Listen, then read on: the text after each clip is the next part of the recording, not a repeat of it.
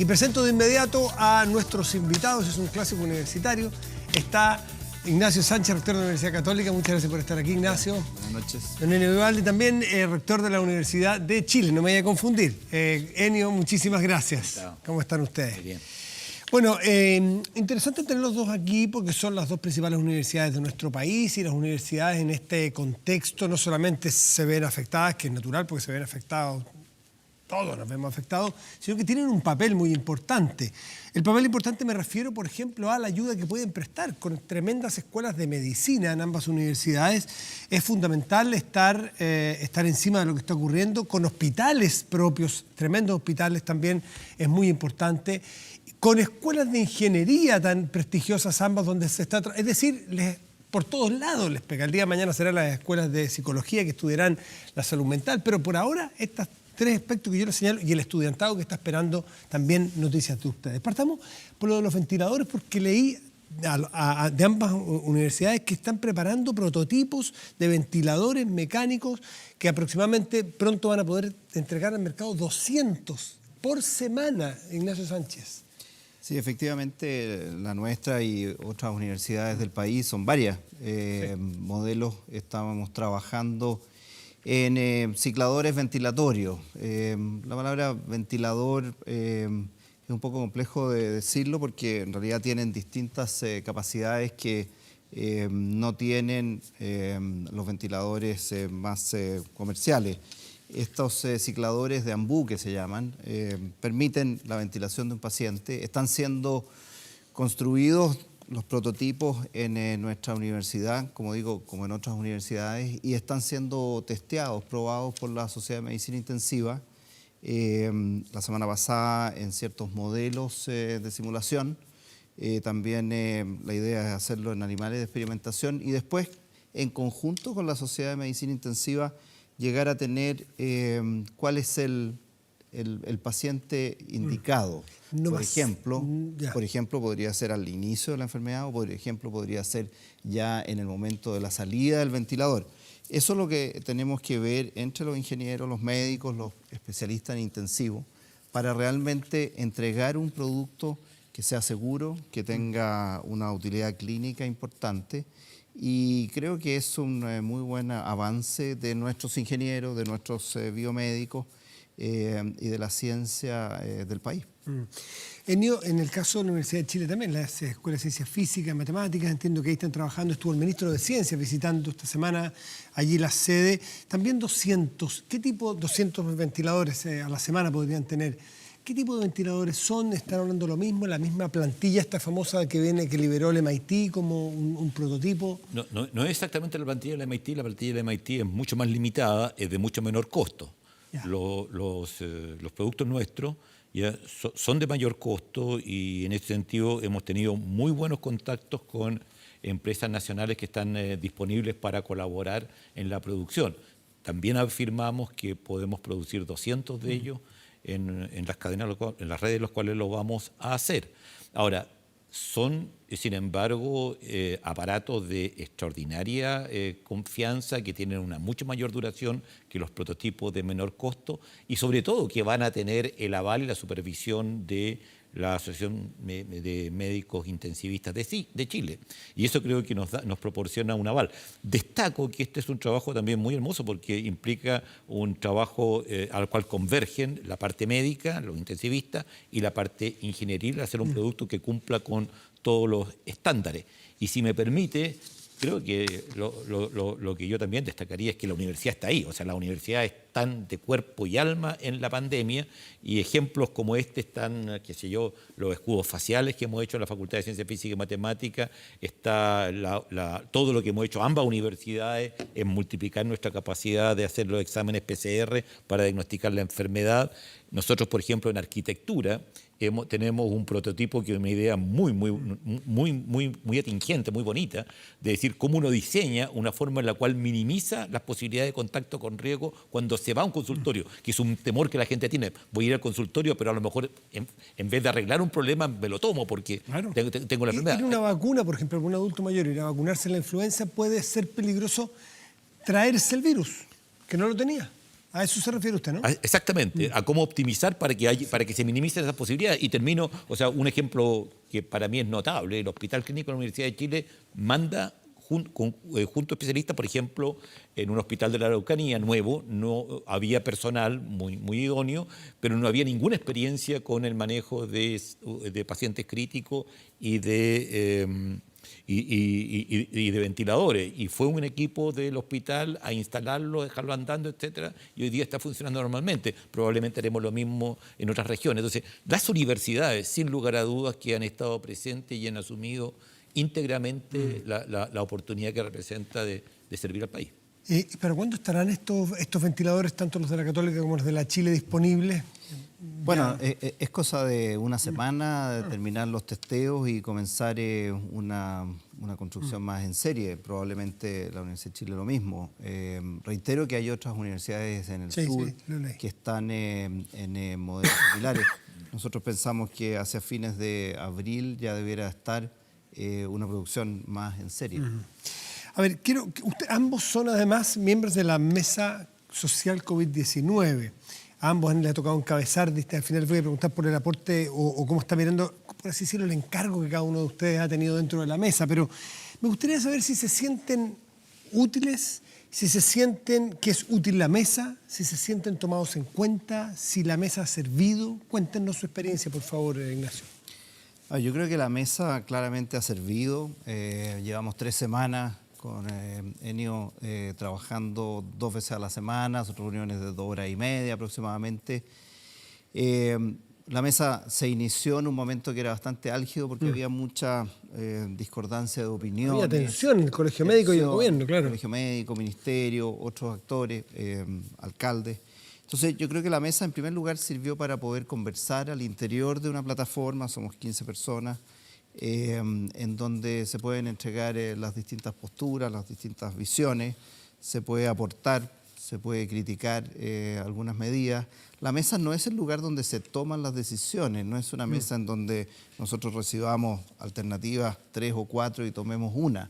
La mesa, nosotros nos informamos de decisiones que se están tomando, pero podemos tener bastante libertad para hablar con el ministro del Interior, el ministro de Salud, el ministro de Ciencia, los subsecretarios, los alcaldes, la presidenta del Colegio Médico, OPS, ex dirigentes. Y yo pienso que es... ¿De qué sirve en la realidad, más allá de poder conversar y sentarse en una mesa? Nosotros podemos dar, los alcaldes pueden dar su mirada de cómo están siendo tomadas las decisiones y desde las universidades después podemos ver los aportes que hemos hecho, pero creo que podemos articular, podemos poner al servicio de la mesa un número de profesores muy significativo que puedan abordar problemática que se esté discutiendo. Así que me parece que es una mesa de diálogo, pero también de aporte y de crítica constructiva en su interior. ¿Enio siente que sirve o a veces para algunos creerán que fue una forma de aplacar justamente las tensiones del principio?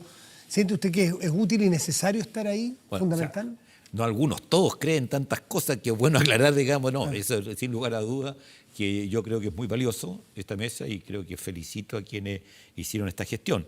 Desde mi punto de vista, a ver, yo creo que el hecho de que estemos 2 rectores de universidad conversando con el Colegio Médico, conversando con representantes de los municipios y sobre todo con 3 ministerios claves que son el de Interior, el de Salud y el de Ciencia, es una gran oportunidad. Perdona, muchas veces no porque hayan buena o mala voluntad de nada, sino que porque el trajín, me imagino, de todos los ministros, etcétera, es tal que no pueden estar permanentemente disponibles para escucharnos. Entonces, por lo menos ahí tenemos 2 veces a la semana la oportunidad de decirle, mire, señor ministro de Salud, pensamos tal cosa, nos falta esto, hay que acelerar el acceso, digamos, los elementos de protección, por ejemplo, y los tienes tú ahí, o sea, tienes, bueno, no necesariamente el ministro, pero tiene una subsecretaria, y eso es muy valioso, poder por lo menos decir lo que estamos pensando. Parte de las críticas que se han hecho de parte de miembros de la misma mesa que ustedes participan es que no fluye la información como debiera, de parte de la autoridad central, si se quiere, la toma de decisiones, el presidente y su comité sanitario se juntan toda la mañana a las 8 de la mañana. que no les llega a ustedes la información, entonces también cuesta tener a la vista más datos para poder ayudar y cooperar más. ¿Usted siente? Perdona, más que el tema no es no es que no lleguen los datos, es a quién no le llegan los datos. Eso es clave. ¿Cómo? A ver. Nosotros, por supuesto, con Ignacio estamos interesadísimos en escuchar un montón de datos, pero hay gente para la cual es imprescindible conocer ciertos datos.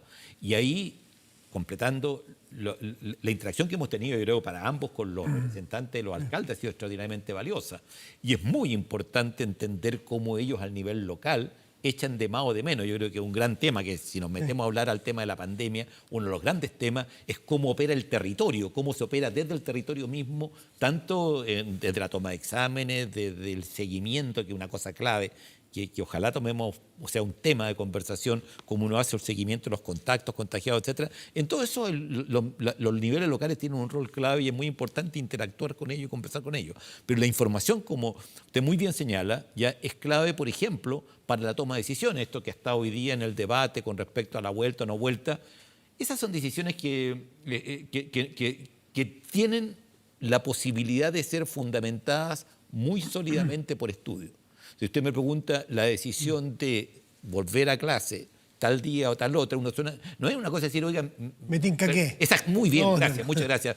Me sentí incómodo diciendo yo, que lo diga usted, es fantástico. Me tinca que mayo no es malo. No, se trata de eso. O sea, el tema es que, por ejemplo, hay normativas que dicen que cuando se hacen intermitentes, ya se dice, por ejemplo, tiene que haber 14 días en que no hayan aumentado el número de nuevos contagios, por decirle uno de miles. Pero hay normas y sobre todo hay cosas muy, muy sofisticadas, se puso de moda con lo de John Hopkins, de cómo uno evalúa el impacto que tomar una medida o que no tomarla van a Podría tener. tener. Y yo creo que ambas universidades hemos tenido gente muy, muy, muy buena trabajando precisamente en modelamiento, ¿ya? Y somos capaces de ofrecer esto. Entonces, yo creo que en un momento en que permanentemente decíamos, mire, si nos dan los datos, ya Pero podríamos usted, hacer. leo entre líneas que comparte de alguna manera la crítica de que no llegan todos los datos con la rapidez o la fluidez que ustedes quisieran. ¿A quiénes deberían llegarle? Porque es distinto. Pero a la mesa en general. Ni siquiera, perdón. ¿No? Esa es la distinción que quería hacer, disculpa, quiero ser más categórico ahora. Una cosa es lo que recibimos nosotros como mesa, como información, otra es lo que recibe la población general, pero el tema es hacerle llegar los datos a los expertos, a los técnicos que saben cómo, ¿Y están a llegando? partir de esos datos, ¿Y están llegando? muchas veces ellos quisieran tener mucho más precisión. Y por ello, una última cosita, pasar un aviso. Sí. En España tuvo un tremendo impacto el poder hacer, si estuvieron de acuerdo, las 4 compañías de telecomunicaciones, de la información que dejan de traslado a la población los chips. Dejan una información valiosísima, Sí. ¿ya? Y esa deberíamos usar a nosotros también. Y es en torno a eso que se toman decisiones. Una vez que uno tiene esos datos, uno dice, volvemos a clase cuando haya que volver a clase. Ignacio, ¿cuál es su experiencia? La experiencia, yo suscribo lo que dice Enio. Nosotros hemos tenido cierta dificultad en que nuestros investigadores tengan los datos. Y entonces, tanto el rector de la Universidad de Chile como yo como rector hemos recibido de nuestros investigadores que están haciendo modelamientos la necesidad de contar con más datos. Y en ese sentido, nuestro interlocutor ahí ha sido el ministro de Ciencia, que creo que ha hecho una muy buena labor de apoyar a los investigadores. Yo suscribo lo que dice Enio en el sentido de que no es solo que los rectores recibamos los datos, sino que lo que necesitamos es que los científicos que están modelando y que pueden hacer pronósticos científicos sobre determinadas conductas los reciban. Ahora, a mí me ha tocado, por ejemplo, redactar cartas formales sugeridas por estos investigadores al ministro de Ciencia pidiéndole que el MinSal entregue determinada información. Porque una cosa es la palabra datos en general, pero de qué tipo, en qué plataforma, en qué formato, para que ellos puedan hacer las predicciones de manera científica. En ese sentido, creo que en las últimas semanas, semana y media, ha habido un cambio significativo. Efectivamente, las primeras 2 semanas hubo mucha solicitud de estos investigadores de tener más datos. Solicitud que ha sido recurrentemente tomada también por el Colegio Médico, porque ellos también tienen grupos que están trabajando en esto. Pero yo me puedo referir a investigadores de la Universidad de Chile y de la Universidad Católica que están trabajando en conjunto para apoyar lo que está haciendo el Ministerio de Ciencia. O sea, esta semana ha sido distinta, ha habido un cambio. Siento que hace una semana que hubo un cambio bien notable. ¿Y hay trabajos conjuntos de científicos y de profesionales de ambas universidades? Como se juntó Google y Apple, ¿se juntaron? Por supuesto que ¿Suelen sí. ser competidores, por así decirlo? No, perdona, al revés, o sea, siempre lo ha habido. O sea, siempre ha habido, o sea, el trabajo a nivel de los investigadores y lo académico siempre ha sido muy fluido. Entre ambos.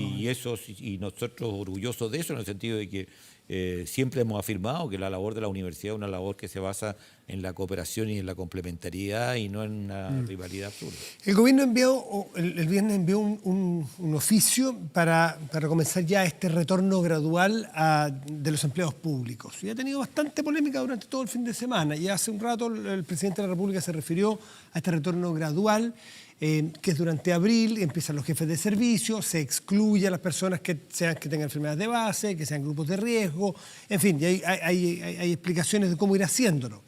¿Las universidades están en condiciones ya de ir retomando de alguna manera la normalidad del trabajo presencial? ¿Qué me dice, Enio? Por ningún motivo, no. O sea, en estos momentos estamos iniciando una fase en la cual creemos que estamos comenzando a contener o a declinar, pero si uno se toma mínimamente serio, y esto lo uno con lo que conversamos recién, si uno se toma mínimamente serio lo que han sido las normativas que se han dictado desde instancias como Johns Hopkins, la OMS y muchas otras, ¿ya? Hay ciertas condiciones muy rigurosas que le dicen tiene que haber tantos tiempos en los cuales vayan disminuyendo el número de contagios, tiene que haber una forma de medir y evaluar a todos los posibles contagios y poder seguirlos, que es un gran tema en el cual ambas universidades, toda la Universidad de Chile, si una cosa hermosa que se puede hacer es convocar a nuestro estudiantado a que ayude al seguimiento, que es una cosa fundamental, ayude al seguimiento, porque al final, cuando uno puede realmente sentirse aliviado, cuando uno dice, yo sé cada persona que se contagia y puedo seguir sus contactos y puedo evaluar lo que está ocurriendo y puedo intervenir precozmente. Yo creo que eso va a ser algo muy importante cuando cada vez tengamos herramientas terapéuticas probadas para que precozmente podamos incidir. En estos momentos esa situación no se da. Ahora, por favor, una universidad, ¿cómo va a meter en una sala de clase, aunque pueda dejar espacio, cómo va a meter un grupo de personas que más encima van a llegar a sus casas, donde están los padres, los abuelos? Aprovecho de agregarle la pregunta que venía después y a los dos, respecto de qué va a pasar este semestre. Los estarán escuchando muchos alumnos. ¿Qué va a pasar este semestre o este año? ¿Va a haber clases presenciales este semestre de vuelta en la Chile? No lo sabemos. Preferimos decir... Perdón, es casi como que usted me dijera, tiene una determinada patología, ¿me voy a operar o no? O sea, yo le puedo decir, mire, estas son las condiciones que hacen que en un momento dado decidamos entrar a operar, digamos, pero usted tiene que entender que hay ciertas condiciones, ciertos requisitos que son los que se tienen que cumplir para que una operación tenga sentido, ¿me entiende? Y eso es clave. Entonces, hay que ir viendo paso a paso. Por supuesto, y hay que tener claro los criterios que uno usa, pero el daño que puede hacer tener ahí llega uno contagiado, lo multiplica por 30, llega cada uno a su casa, lo multiplica por N. Ahora, lo otro que me quiero referir, perdón, quiero pasar esta de contrabando. Por favor, ¿cómo se puede hablar de que la calidad es de menor calidad y por lo tanto se paga menos o no vale, etcétera? Sin lugar a dudas, Chile, y paso este aviso, sí, porque es un motivo de orgullo para todos, ha tenido uno de los mejores desarrollos en informática en América Latina por muy lejos. ¿Ya? De hecho, por ejemplo, yo creo que hay un caso en el mundo en que el dominio de Internet lo maneja una universidad. El .cl la maneja la Universidad de Chile. Hemos hecho avances tremendos. Entonces, lo que nosotros podemos ofrecer es novedoso, es de calidad, es válido, queremos mejorarlo entre todos, están los estudiantes. Vamos a ser parte de una cosa que va a revolucionar la forma de hacer docencia. Entonces, lejos de ser un producto de inferior calidad que hay que ir al CERNAC a reclamar porque me salió mala No, es todo lo contrario. Estamos ante una oportunidad enorme de cambiar la forma como hacemos nosotros. Ignacio Sánchez, la Católica, ¿está en condiciones de evaluar siquiera el trabajo presencial de vuelta? No, nosotros sabemos que durante abril y mayo no vamos a estar de vuelta. Como dice Enio, no podemos saber qué va a pasar en junio, esto tendremos que irlo viendo de a poco, pero claramente nos están dadas las condiciones para en las próximas 4 o 6 semanas pensar en eso. Ahora, nosotros tenemos, al igual que el resto de las universidades, la docencia a distancia, online. Tenemos el trabajo a distancia de la gran mayoría de nuestros trabajadores, funcionarios, profesionales. Y estamos entonces apoyando a nuestros estudiantes y a nuestros profesores para que esa docencia sea de la mejor calidad que tengamos. Hemos tenido días la semana pasada con 2.400 sesiones 2.400 sesiones de 1 hora 10, 1 hora y cuarto, significa que hay 65.000 personas que han estado en clases, digamos, 2 o 3 veces en el día o en sesiones continuadas. Eso es un logro fantástico, me sumo a lo que dice Enio, en que hemos podido con plataformas Zoom, Canvas y otras, poder levantar esto que probablemente en enero de este año nadie hubiera imaginado que íbamos a tener que tener esa cantidad. ¿Va a tener clases presenciales? ¿Usted cree, vislumbra el primer semestre o los alumnos que lo escuchan piensan que ya cree usted que deben terminar el semestre? A ver, nosotros no podemos afirmar o descartar eso. Lo que sí nosotros hemos hecho es que muchas de las carreras que tienen clases prácticas hemos corrido hacia el segundo semestre o hacia julio las actividades prácticas, adelantando actividades teóricas. Si pudiéramos tener actividades presenciales en el mes de julio sería extraordinario. Si hay que esperar hasta agosto, esperaremos hasta agosto. Lo que es importante, Matías, yo creo, es que este año, que es completamente atípico, tenemos que tomarlo como un año que va desde marzo hasta enero. Y tendremos que tener las vacaciones, ojalá que están planificadas, tenerlas en ese momento. Si hay que modificar, si hay que adelantar o atrasar por los temas prácticos, lo tendremos que informar en su momento. Yo creo que todos los estudiantes que nos están viendo de las distintas universidades tienen que darse cuenta también que nosotros tendremos que ir viendo la evaluación y la evolución de la pandemia. Porque cuando nosotros hablábamos a principios de marzo, se hablaba de cifras que eran bastante distintas a las que estamos viendo hoy día y las que se pronosticaban para fines de abril. Una cosita nomás que es válida para las dos universidades y para todas. Ha habido un tremendo esfuerzo por equidad e inclusión. Nadie se va a quedar fuera del proceso por no contar. Por no tener un computador. Y nosotros hemos conseguido 3.000 chips, la Católica ha hecho esfuerzos semejantes, todo el mundo está en eso, conseguir chips para que los estudiantes tampoco, porque muchas veces las condiciones de Wi-Fi no son las más adecuadas, que tenga su propio chip y que tenga su propia máquina. Eso creo que es clave. Cada uno de ustedes, y quiero cerrar con esto, tiene, por así decirlo, distintas pegas relevantes en la mesa social COVID. Ignacio Sánchez, los lineamientos éticos. ¿Están definidos los lineamientos éticos que se debiera acercar hacia el PIC? Momento a lo mejor donde va a haber escasez de material. Y hay que decirlo porque, aunque duela, pero va a haber que a lo mejor tomar elección de una vida u otra, como ha pasado en tantos países. ¿Está definido ya el lineamiento ético? Sí, nosotros hemos trabajado y me tocó a mí coordinar esa mesa. Yo agradezco a las universidades que nos dieron el apoyo, el aporte, a la sociedad médica, al colegio médico, a distintas sociedades científicas, centros de bioética. Y aquí, Matías, permítame decirle que no es que lo ético comience cuando falten o escaseen ventiladores. Por supuesto. Eso es como la parte final. Lo ético comienza, ya lo estábamos diciendo al principio, la ética de la entrega de la información adecuada para el manejo científico de los datos. Eso forma parte de un lineamiento ético en una pandemia. La ética sigue con la privacidad de la información personal y familiar. El rector Vivaldi comentaba sobre insumos y protección del equipo de salud. Obviamente que una pandemia tiene que manejarse éticamente cuidando a todos los trabajadores de la salud, médicos, enfermeras, kinesiólogos, tecnólogos. Eso es particularmente importante. La gestión hospitalaria. En los últimos días hemos tenido estas polémicas sobre si llegan ventiladores o no, de dónde llegan. Estábamos hablando al principio de la construcción de cicladores en Chile. Bueno, tenemos que tener una ética del prevenir el futuro, de prever qué es lo que vamos a necesitar en un mes, en 2 meses más. Y eso tiene mucho que ver con la reconversión de camas, con las nuevas unidades de cuidados críticos. Y ya cuando vemos estos 4 o 5 aspectos que todavía no tocamos en el hospital y que ya lo hemos estado viviendo en estos 2 meses, entramos entonces en el manejo hospitalario. Y ahí la pregunta es cómo entregarle a cada paciente lo que el paciente necesita.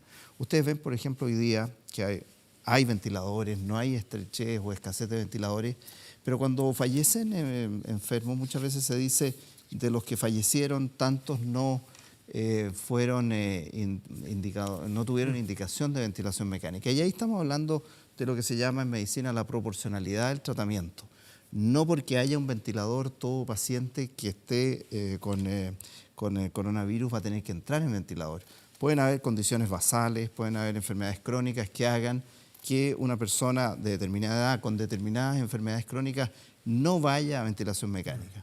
Ahora, el que no va a ventilación mecánica tiene que tener todos sus cuidados paliativos, sedación, oxigenación, apoyo ventilatorio, alimentación, cuidado del dolor, contención integral.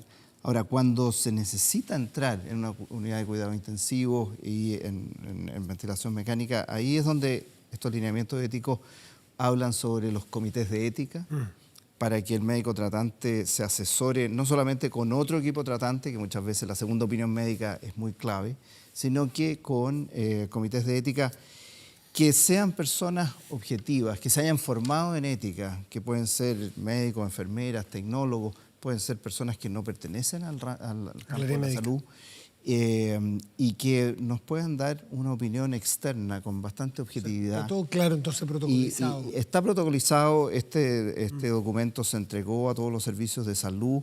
Creo que hay que hacer un énfasis en la relación médico-paciente, médico-familia, en la comunicación. Ninguna de estas situaciones son fáciles de tomar decisiones y por tanto el mensaje es que las decisiones tienen que tomarse en frío, cuando la situación no está agudamente en riesgo la vida del paciente, para saber si este paciente se deteriora, cuáles son los pasos que se van a seguir, cuáles son los que no se van a seguir. Por eso hemos dicho, tanto como pensar quién va a ocupar la última cama, es qué hacemos con el que no la ocupa. No porque no haya una última cama, entre comillas, sino que porque su condición médica implica que hay que llegar hasta cierto grado en su tratamiento terapéutico. Ennio Vivaldi ha estado a cargo del estudio, del trabajo, del aporte en materia de salud mental. Y usted ha dicho que me llamó la atención, la salud mental es precisamente una de las claves para sobrevivir la pandemia. ¿Por qué es tan clave a estas alturas? No podría pensar para toda la sociedad más adelante, los efectos que... Pero ¿por qué ahora tan clave? Bueno, un ejemplo muy claro, cuando se hablaba, por ejemplo, de que no debería ir la gente a sus casas, a su segundo hogar en la playa. Es una decisión que, claro, la dicta un ministro, pero en definitiva pasa por la conciencia que la persona que tiene que acatar o no esa indicación tenga. El impacto enorme que significa este peligro de la vida.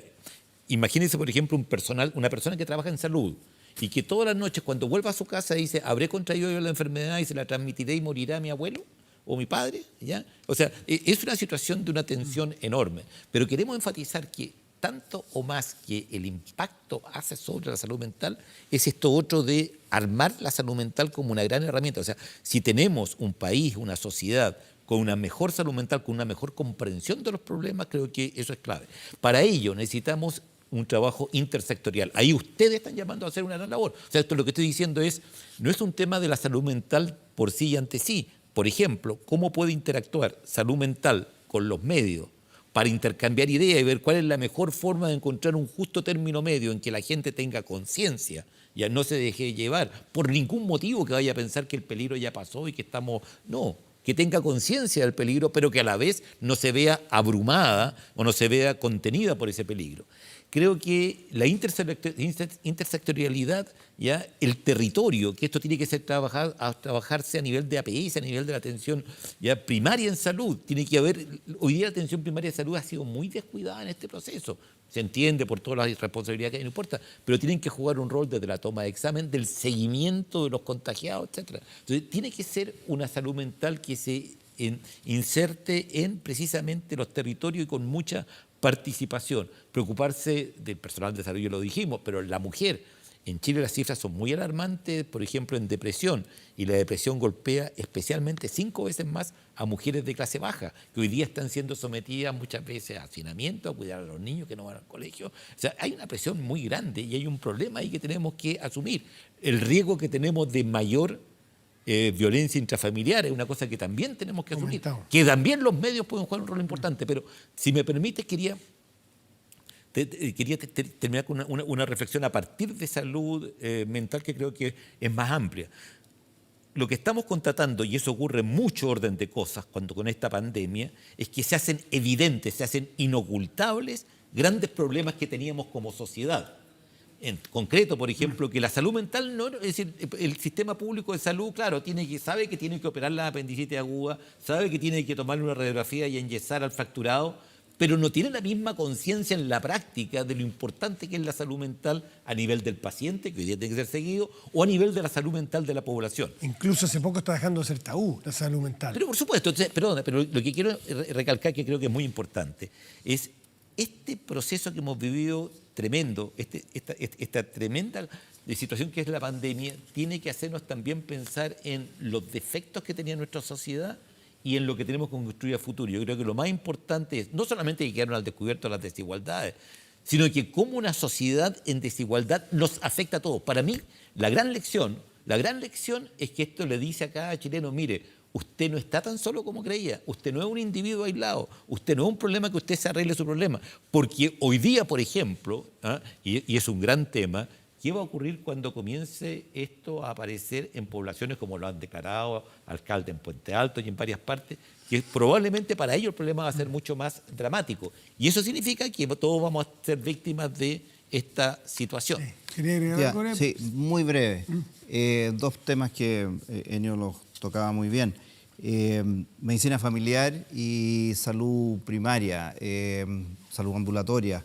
Las universidades esta semana, el día martes, vamos a tener reunión con la Confusam, con algunos alcaldes, con el Ministerio de Salud, para que desde las universidades podamos aportar en medicina familiar para gestión mejor y para, digamos, tener un aterrizaje de la pandemia a nivel primario. Y lo segundo y último, como pediatra tengo que decir que junto con la violencia intrafamiliar a la mujer, el tema de la violencia a los niños, violencia sexual, agresiones a los niños, es un tema extremadamente importante de ponerlo en el tapete como parte de esta salud mental.